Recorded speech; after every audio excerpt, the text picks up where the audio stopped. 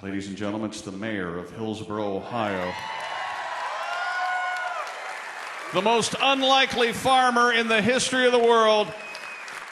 Of all the comedians, he's one of the tallest. Ladies and gentlemen, Drew Hastings!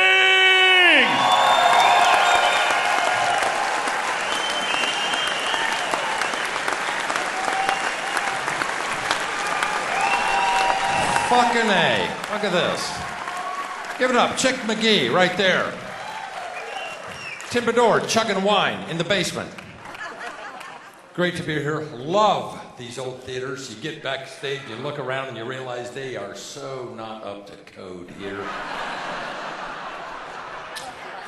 Wires arcing in the back. In the event of a fire, please form a human wick up here by the exit.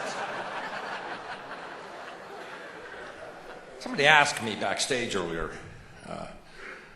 Somebody was back there, one of the guys, and he said, "You never do jokes, Drew. Do you tell jokes ever?" I said, "No, I don't know any jokes. I've been doing this 20-something years. I don't know any jokes. I think I know 2. And here's a little cute one. This one, for some reason, I remember this one. I don't know why. But what's black and blue and doesn't like sex? The girl in the trunk of my car. Now, that's just, it's so horrible that it transcends horrible and comes right around back to funny.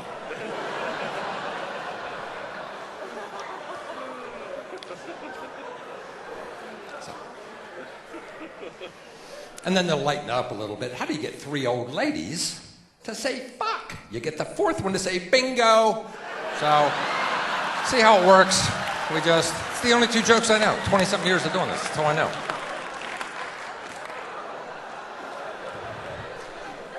I drove up here because I thought, I don't feel like committing suicide, so let's drive to Wisconsin. And I thought I'd drive, and I'd do some shopping on the way. I seldom do any shopping, and I wanted to get some jeans. I'd wear 36 jeans, and I thought, oh, this won't be that hard to find. Stopped at a couple malls on the way. I stopped at 2 separate malls, 3 department stores, no 36 jeans, though I ran into 3 huge stacks of 27 36. You've got to have full-blown AIDS to wear a 27 36, ladies and gentlemen.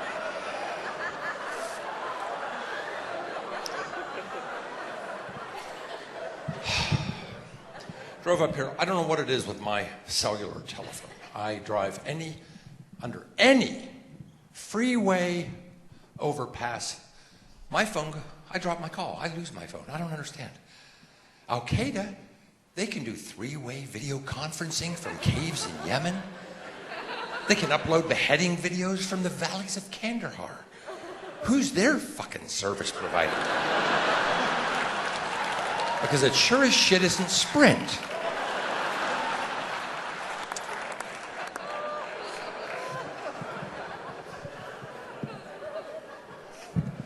Thank you. I'm aging.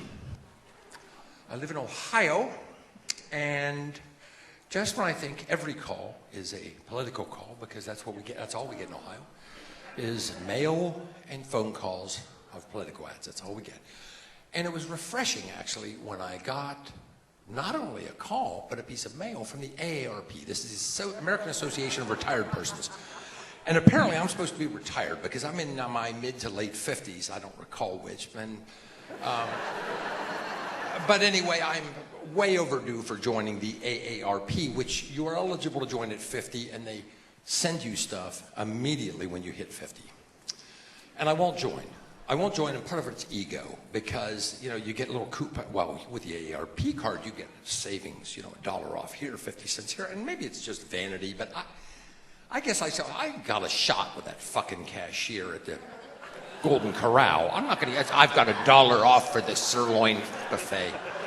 I'm not gonna do it. I can't do it. Maybe I don't even have a shot with her, but I like to think, at least I'm the fucking coupon. Anyway, so the AARP, because I won't join now, see, they've gotten slick.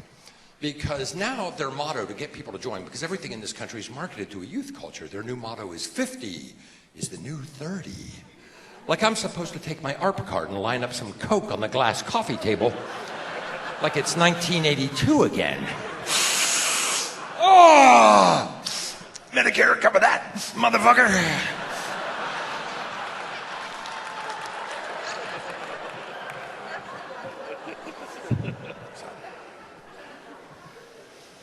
Try to maintain a little bit of staying in shape. I both run with the devil and walk with the Lord in an effort to keep my heart rate up. Who am I kidding? Only exercise I'm getting is mood swings. Though I'd like to still feel like I got some of that 60s activism still left in me. I notice even nowadays I'm at home cleaning furniture. I find myself spraying "fuck the pigs" in Lemon Pledge. Lets me make a little political statement and bring up a shine on the Ethan Allen.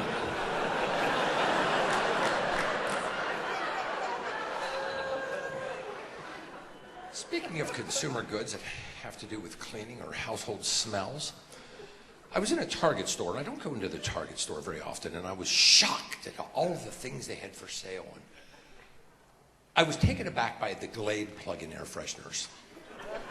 Because I've never bought one, and I noticed they're mostly marketed to women, the Glade plug-ins, and they had hundreds of scents. And their newest scent that they're touting with a big display was pumpkin pie scent.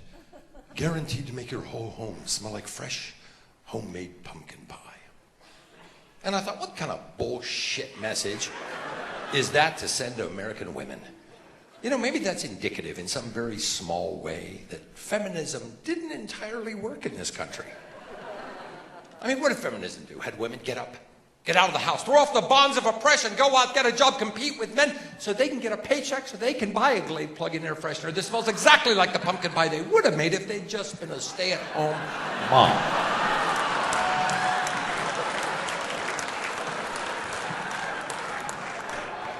I don't know.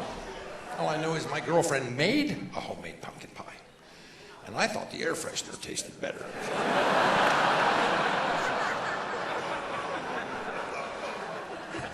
So that's why we're always on and off again. So I try to make it work. You know, she's something else. I try to. We get in fights. We've been broken up for about 6 months. Been going out for about 4 or 5 years, and then we break up, and then recently we were broken up for a while, a couple of months, and my best friend, you know, he's, well, Drew, if you think this isn't going to work, if you want to start dating, I know a girl at work. I think I'll try to set you up with if you like. Well, what's she look like? Well, she's kind of got offbeat good looks. So I don't want a girl with offbeat good. How about a girl with beat off good looks? You got one of those just once. Anything but the Progressive Insurance girl. Come on.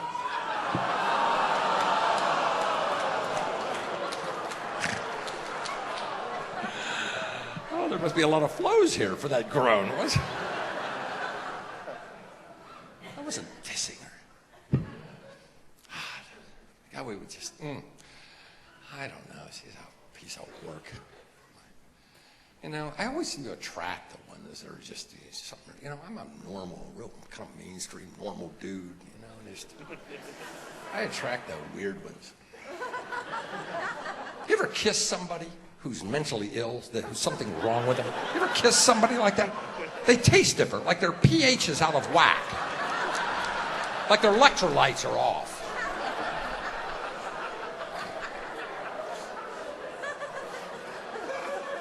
Sometimes I just think maybe that's me. I'm dating the wrong ethnicity, you know.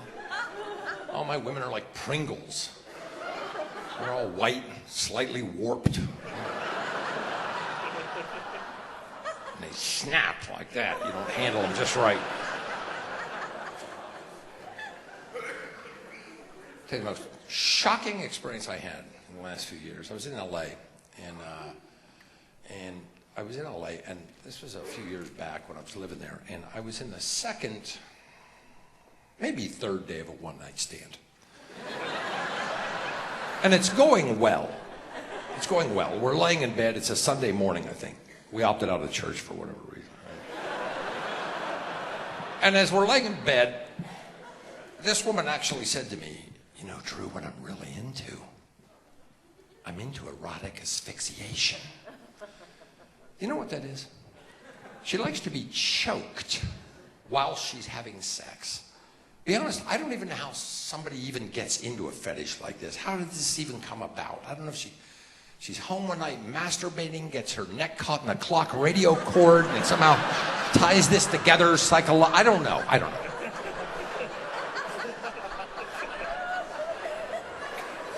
But I asked her, I said, well, what is it precisely you'd like me to do to you? Well, take the belt out of your pants and, choke me while we're having sex. Well, I'm a pleaser. I thought, okay, we'll do this. She'll get off, I'll get off, everybody's happy. No. You have no idea how hard it is to try to fuck somebody and kill them at the same time. Very competing agendas. And the neck is a really strong muscle. I had no idea. I'm giving it everything I've got. God, my arms are killing me. Oh, I was almost there. Oh, for crying out loud. It's isometric or something. It works the tricep. It's not important. Anyway, I thought, and you think it might be, maybe I'll get into this, as we get it, I'll kind of get into it, something different. No. I don't care how sexy the woman is, how cute. You take any woman and just start throttling her half to death. She's just going to look like... It was all I could do to stay hard, to be frank with you.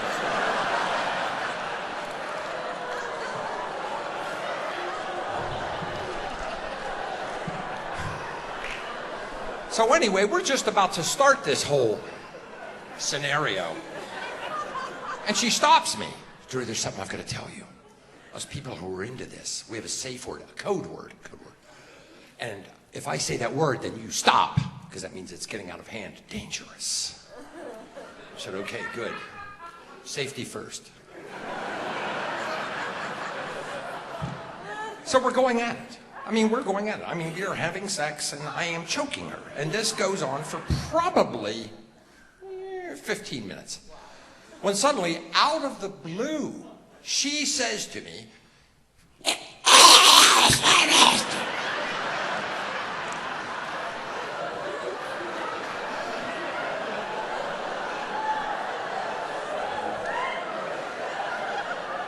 and I said, that's not the word. That's...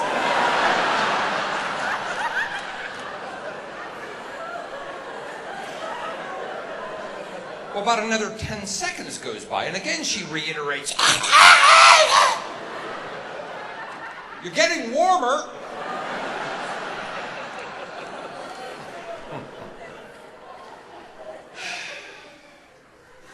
So she blacks out.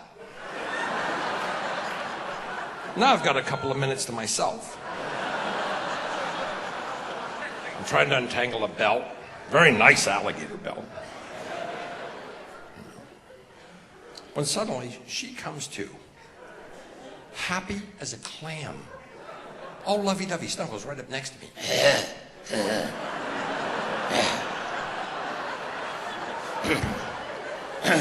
Drew, do you love me? I tried to kill you, didn't I?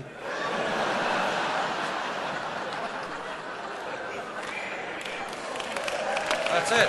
True story. Thank you. So sometimes you want to appreciate what you've got. And I should appreciate my girlfriend more. Although our most recent fight was basically about metabolism. I'm high-strung, hyper, want to get things done. She's a complete slacker. If she walked any slower, she'd leave a mucus trail behind her.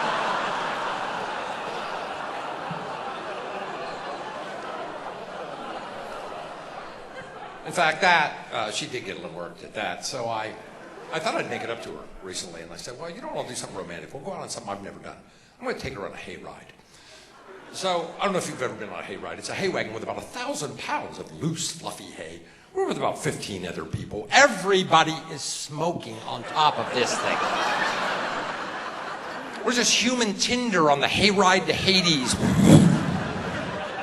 Romantic. Spent my entire ride looking for compatible skin graft donors. Finally told the tractor driver, why don't you just drive us to Shriner's burn unit?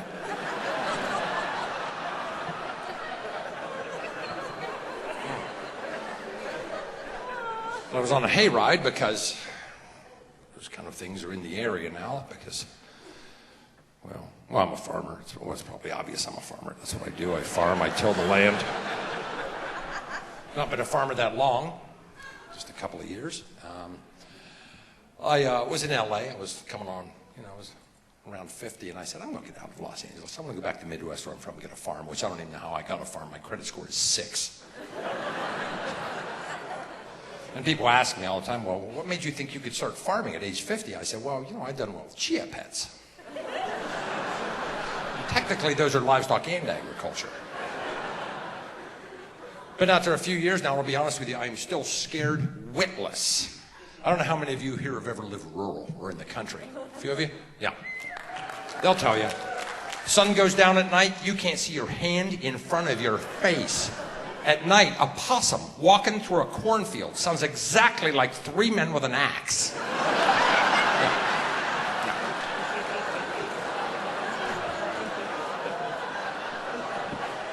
And I don't know what kind of owl makes this sound. You're gonna die.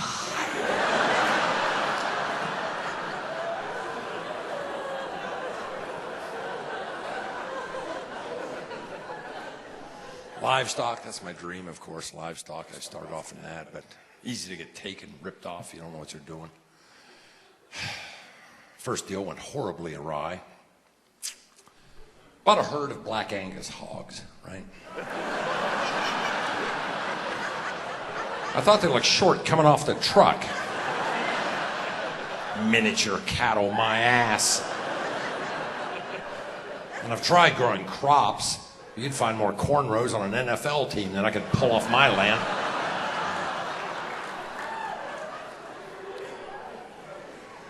Called the county extension agent to come out. He comes out, he takes water, soil samples, talks to me extensively about my background. Told me the best thing for me to plant was a for sale sign in the front yard. Thank God I get subsidies. Not from the government. Farmers on either side of me, they pay me not to try to grow anything. So. Weird phenomena out there.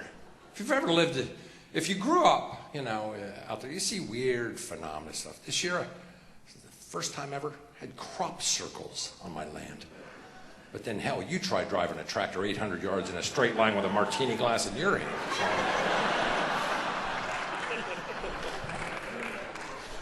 You know what you find? Your perception growing up, if you're a city guy, is much different than a country person growing up. Your whole sense of perception. A friend of mine lives down the road from me, world-class bow hunter, taxidermist, and he'll come over into my yard. We'll be standing in the yard talking. I'm up on a hill, kind of, and he'll see things I have no clue. Drew, look at that. What is it? 12-point buck, non-typical, got a broken tine on the left side. Where is it? About 950 yards straight out. Huh? Where? What? He just stepped out of the woods. Where's the woods? He's got a doe with him, Drew. He just jumped across your creek. I got a creek?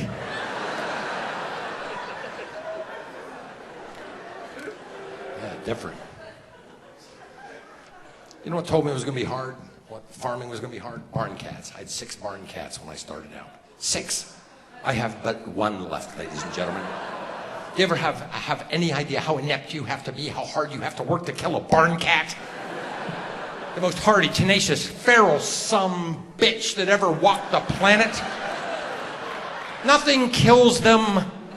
You run over a barn cat with a pickup truck, they just go, yeah.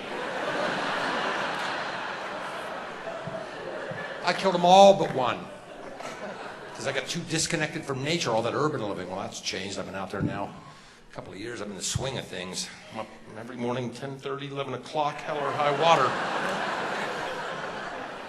I've heard rumors of farmers that are up at 4 a.m. But that's what that meth does to you.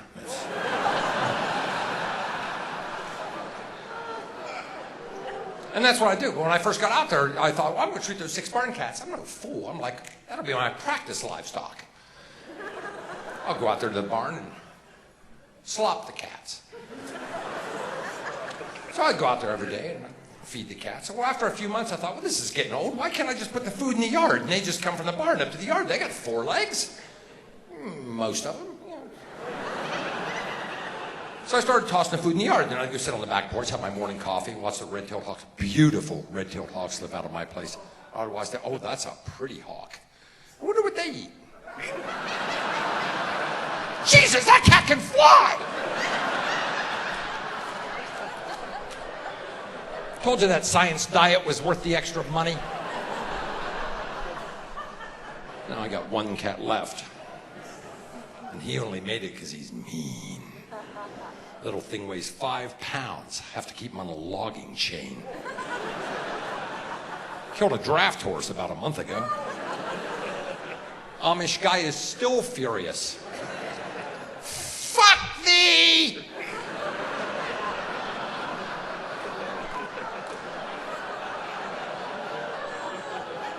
To be honest with you, I'm not even sure he was Amish. I think I heard car keys jingle in his pocket.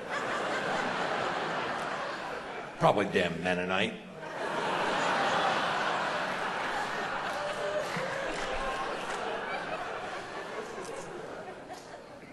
So.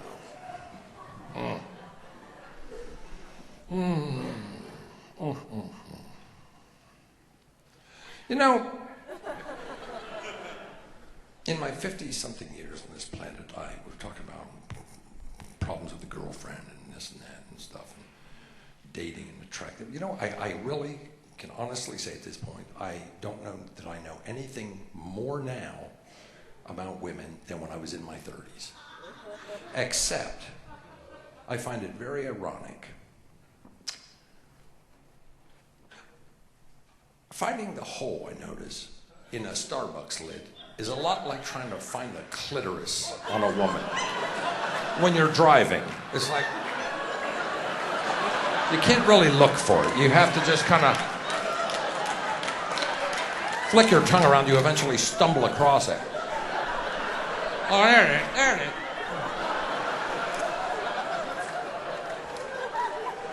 Wow. Wet.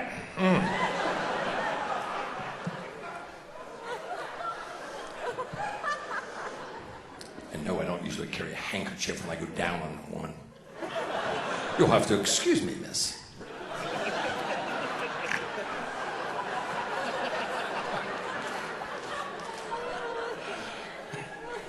Oh, God, what's wrong with me?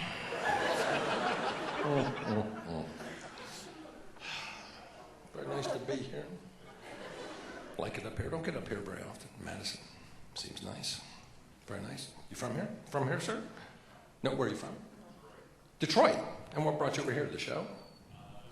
You live here now. Okay.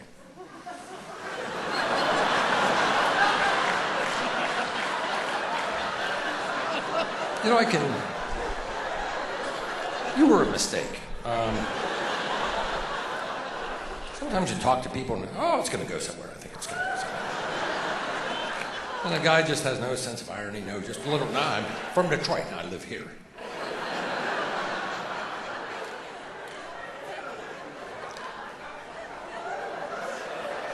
Use a handkerchief when you go down on somebody. Yeah.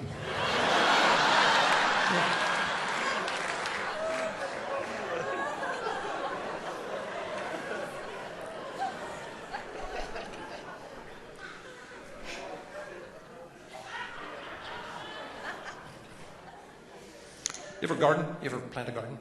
You have.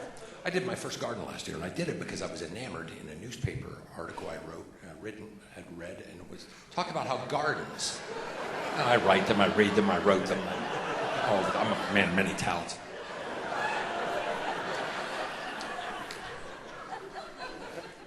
Anyway, there was an article plastered to a girl's pussy when I was going down on her, and when I read it, it's...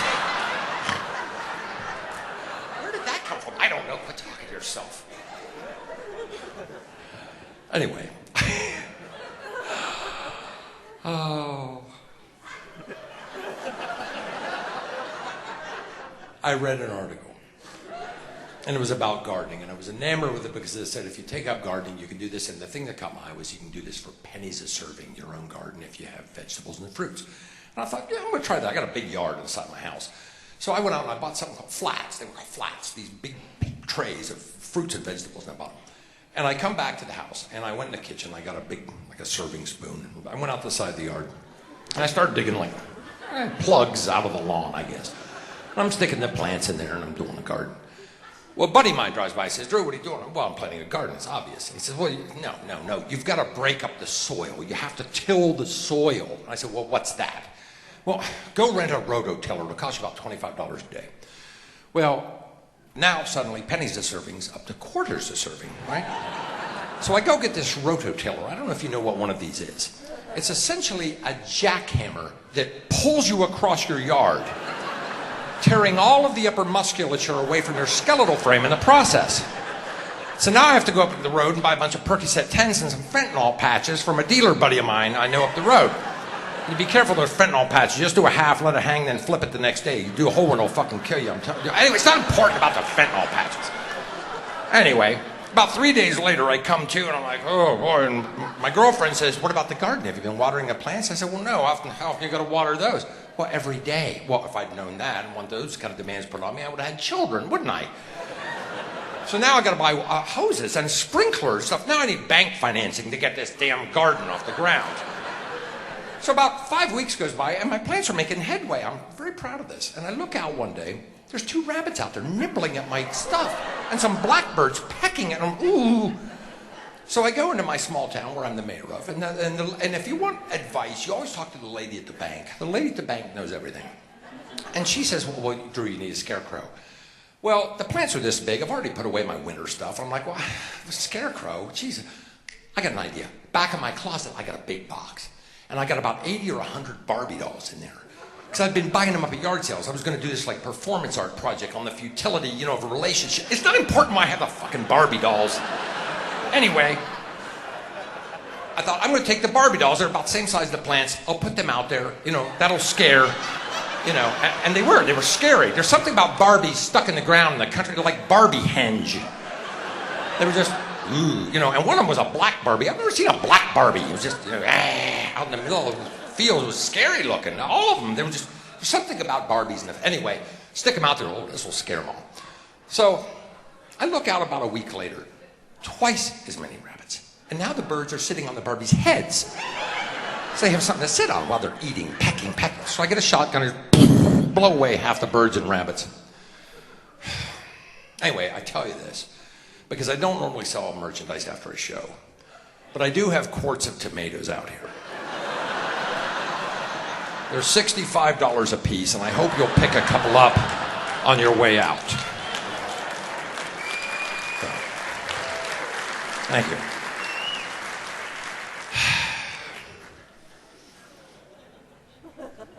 You guys have put me in a better mood. My job is to put you in a good mood. You've actually put me in a better mood. That's good. You ever have an orgasm that is so violent, so intense that your legs buckle, you hit your head on the bathtub, nobody finds you for hours? You've been great. I've been Drew Hastings. Thank you very, very much, ladies and gentlemen.